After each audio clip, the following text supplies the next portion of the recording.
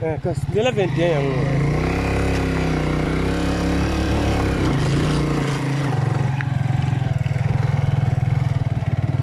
Bonjour.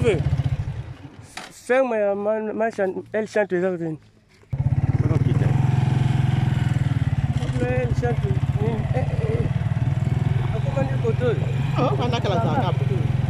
Puis ce que tu vas nous connaître là, on a de la CC. Place de côté du bosso. De l'année pour ça.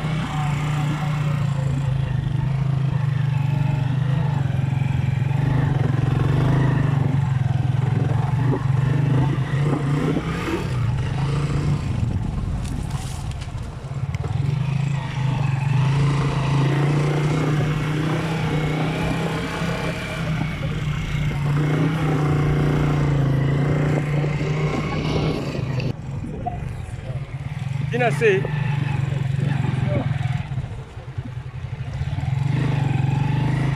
Pero lobi place ni neza.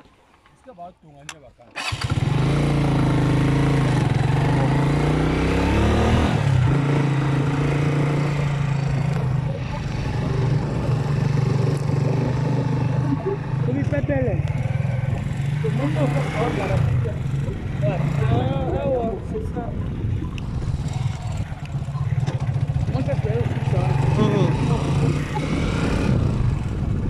On a les bossos de bon mona quand va autonga quand va professeur.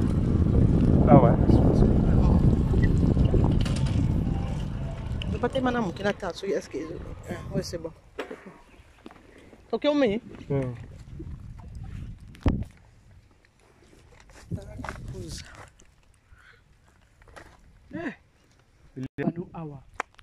Dans Awa, tu as une concession, il y a bin sala. Concession à vieux cousin. Donc, côté va quatre matiti. Donc, tous allés, batte qui biso ma benendambo. Donc, donc, côté va quatre matiti kuna. Côté batte qui donc, oh nyos bomo na concession à bin sala. Concession, il y a M. Dominique Zimbikisa. Ils ont plus de 10 hectares. Et qu'on a combien d'hectares? Ils ont plus de 10 000 hectares. Donc, oh, non, ça. Concession, il y a vieux cousin, mon papa. Donc, toujours qu'il y a des psychos. Nanzela, na biso, auto kota na mutuka yango. Donc, on toujours qu'il ah, Nangamba, on a place de professeur. Ma concession, ma professeur et à l'université. Merci. Papa, on a 18 h. Charles, un numéro. 17h30 déjà. Donc, c'est ma concession. Tout toi, ou bien on comme au Bengibiso. Il y a ma professeur, ma autonga. Donc, c'est bandit. Donc, aux alentours, on voisin. Donc, oh, nous sommes concession, il y a Kokopa. Monsieur Dominique Zimbikisa. Donc, il y a des colo, il y a moi, pembe, ils ont kuna. Donc, ils ont tikuna.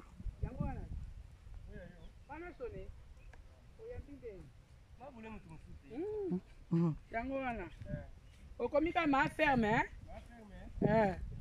Donc, oh, nous sommes toujours kinde. Donc, tous les voisins, les professeurs, nous avons besoin de awa. On sait ce que tu as.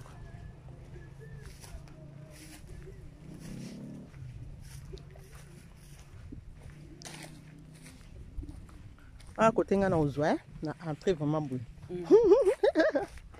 Je faut une entrée. On a entrée principale. Je m'engage. Grand-baba qui n'est pas aux oies. Il y a habité à les premiers. Donc, les professeurs, ils sont déjà en train de construire.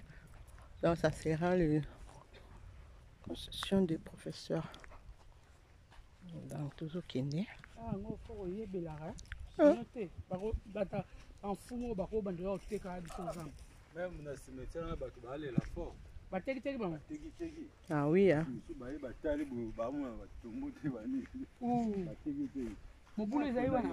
Donc là, Je suis avec ma belle.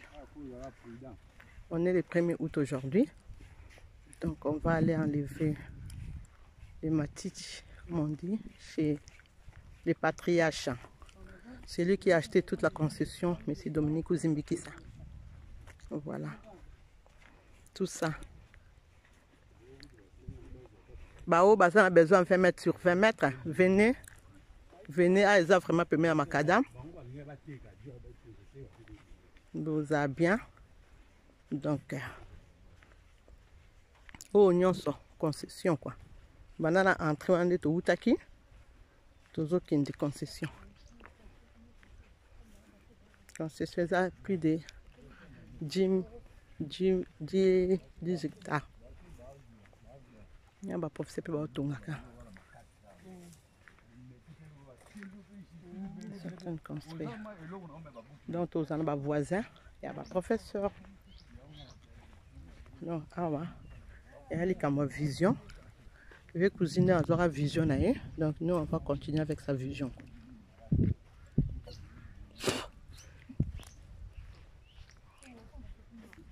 Là.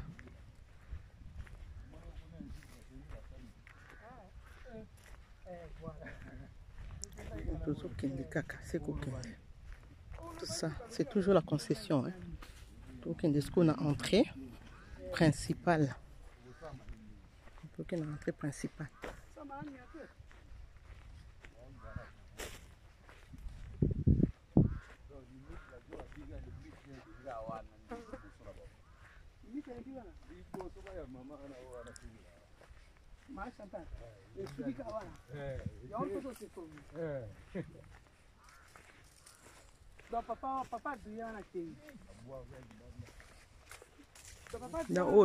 En face, entre gauche et droite, nous on est à gauche. Hein?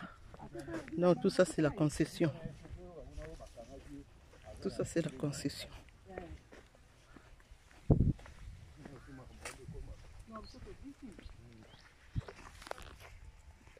Donc toujours continuer toujours dans les bino concession nous sortis toujours continuer kaka.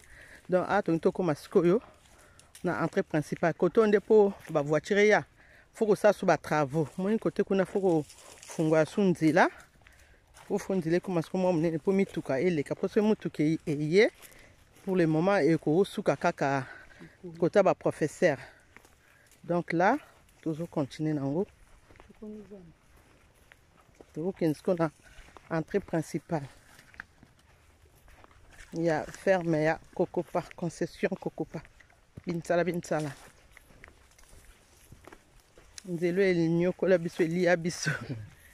Chaque week-end, chaque vendredi, vous côté, si vous bimez dimanche, là pourquoi. Donc, c'est ça. On est grandi avec ça. Tokoli Nango. Non, oh, on a concession. La Cocopa.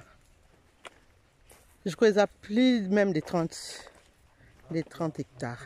Ils ont vraiment monné. Donc là, tout le côté on a entré dans le biso matite skoye. Là, entré dans le biso skoyo, il y a Mboka Yango. Donc là, c'est notre entrée principale. Il y a concession Cocopa.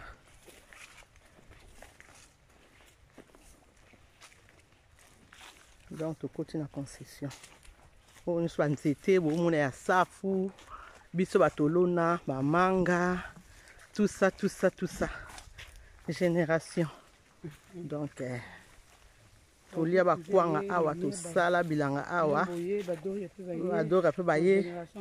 Awa ezaka place to banocha bangulu. Ezaki place bangulu. Et puis, résidence principale, les akuna. Donc, au banzeto, bon, mon ami, né, biso atolona. Awa, les vieux cousins. Après Makuna, on va d'abord lui dire bonjour. Et patriarche. Et mtasala ke biso tozala. Donc, elle est les 1er août. Tu veux couper ça et bonjour. Tu veux biso tu es moins retard. Ils ont déjà fait les services.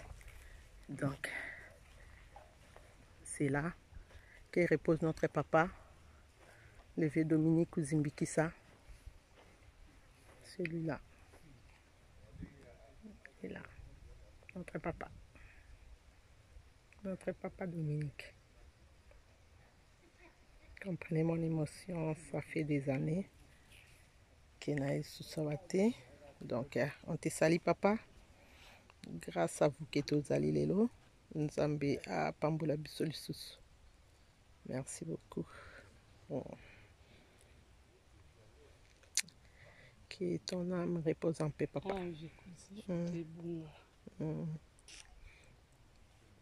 Des années plus tard, plus de 20 ans passés. Voilà, donc ça c'est son domaine à lui. C'est lui qui a fait tout ça, c'est lui, c'est notre papa. Comprenez mon émotion. C'est là. Il repose ici dans son sanctuaire, dans son domaine, dans son résidence, là où il a créé, il a passé tout son temps ici. Yaolo na banzete nyonso. Banzete nyonso, c'est lui qui l'a fait quoi. Nous on lui a accompagné seulement. Donc awande pangulu banda ozalawa. Donc pangulu banda ozato tant banda kuya banda vanda wa. Tout ça tous ces trop monene. Dans l'entrée principale, il y a résidence Kokopa. C'était là. Mais t'as la carte des années plus tard. Peinture et baby. Derrière, c'était là où vivaient mes grands-parents, hein, Kokomiant. Et sa femme, maman Angela. Ah, bah, dans celle ya kitoko. C'est qu'on mangeait. Donc,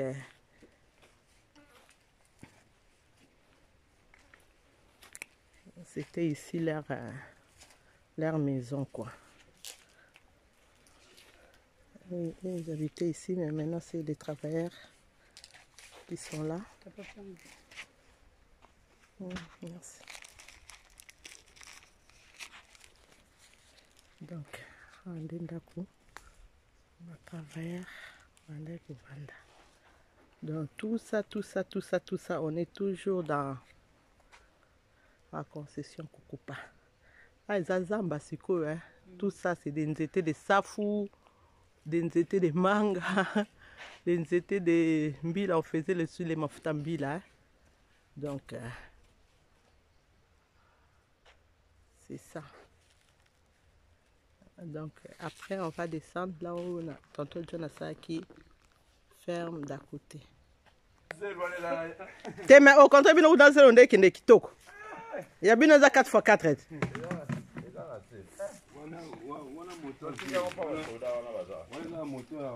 Donc, résidence Kokopa yango to bando sa tanta to pesi moto to la libanda pona kiwa bangungi. Donc, tozo kita sko suna sekuna esa ba ngai ba chaba bambisi. Donc, o nyoso Kokopa. On a bambila. Oh nyoso biso bato papa mtalona tolona ngona papa. Donc tant que bandai kuya. Abane ba 90 même tout. Ba 80 quelques. Donc toujours kita kaka seko kita. Kaje. Faut luka bakoko ana to sa commission hein. Eh, yozo buka nozo seka. Non toujours kene. Donc toujours kita kaka.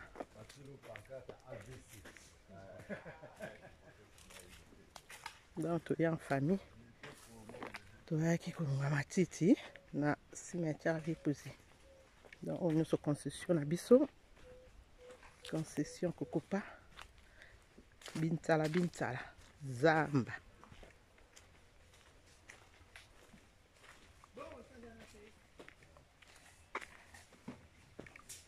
Donc ici, celui qui est représenté ici, c'est notre grand frère, le deuxième de la famille, qui habite ici, qui nous représente ici.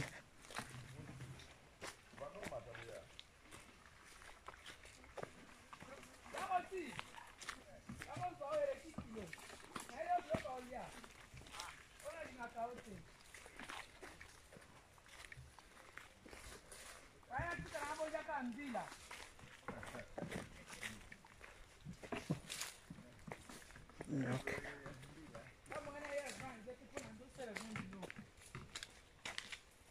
on nous a dit tout l'eau na et puis zambé za nango mais les nzita mbila le tout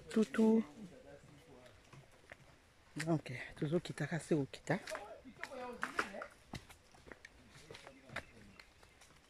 donc toujours kita kaka na écoute petit frère basumbi masanga mbila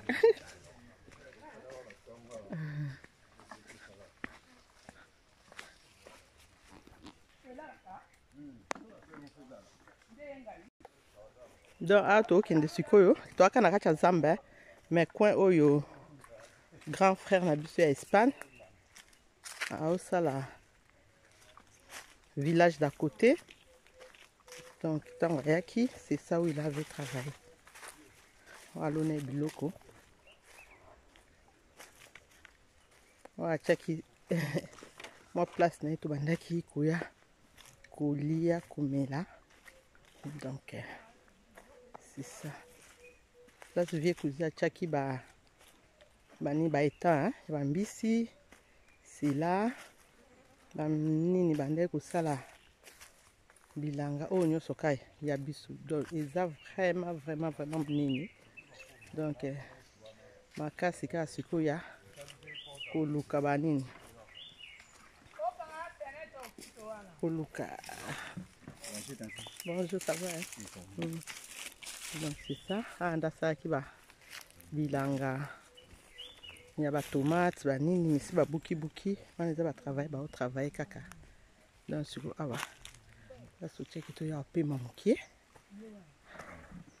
Donc c'est ça.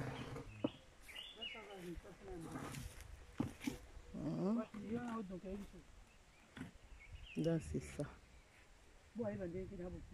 Ti likolo kuna ka ya biso oyo ezomona na kuna ya biso kaka na sepe awa na sima nyonso ande to banda sa sikoyo ba mbila mafuta mbila na baba bandita mbila o mafuta mbila moina si machine ezaka bana kasi titatala donc c'est to banda sa mafuta mbila mais joki moza sa verte mama lata bani oh, so yo longo le ba chaussure. Ah, nyonso. Bazar. Hein? Non, ce que tu as ta place, bachaki machine à osam mbila, mafuta mbila. Na droite, hein? Charles. Ah ouais.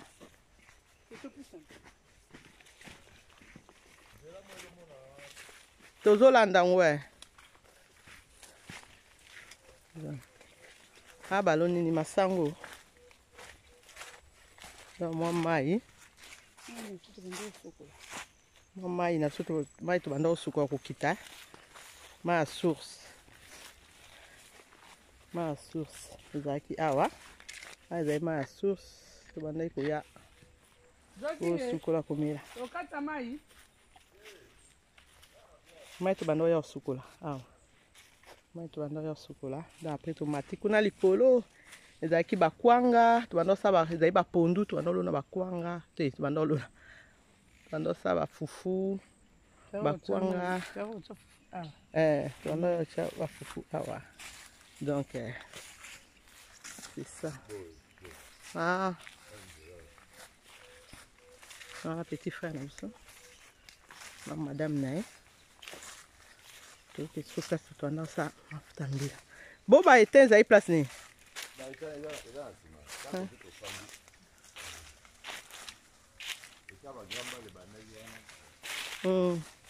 et tatu ando benga 24 Oui, les mounene.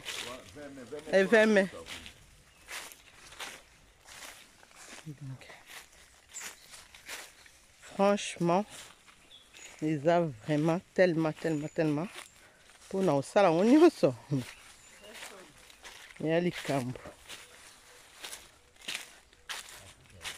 Donc, vous avez une.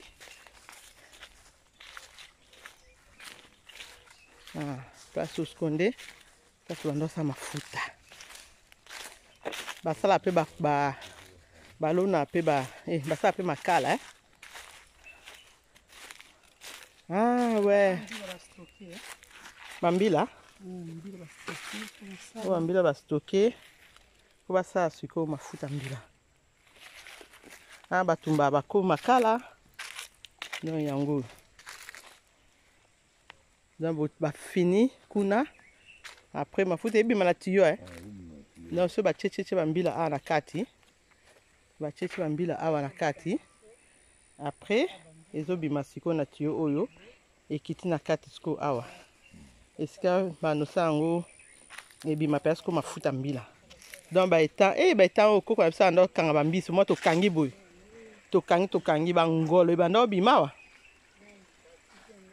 Banda olia vraiment bangolo. Après bomati kune banda oza ba pondu. Donc c'est ça.